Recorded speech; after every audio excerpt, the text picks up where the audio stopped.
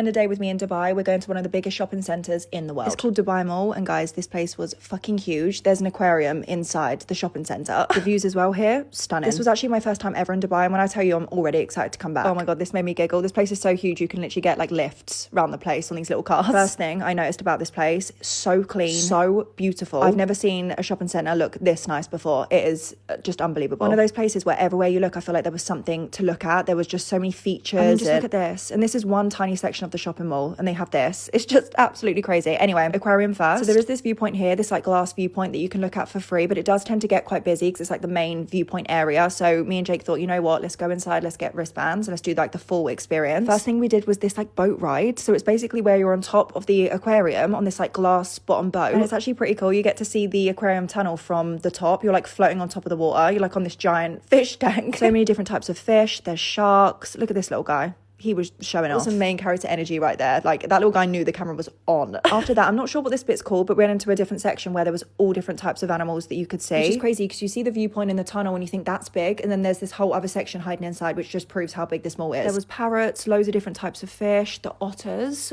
Oh my god. By the way, I'm the biggest animal lover, so was I tearing up at the fact that they would like cuddle in and sleep and yeah, I was.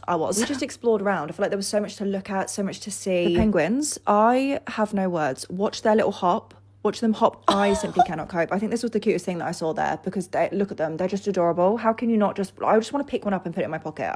You're coming home with me. Oh yeah, this area was really cool. We got to feed the fish. So they give you like a little portion, then you just chuck it in, and they loved it. Sorry, but as I was walking through, I saw this. Is that necessary?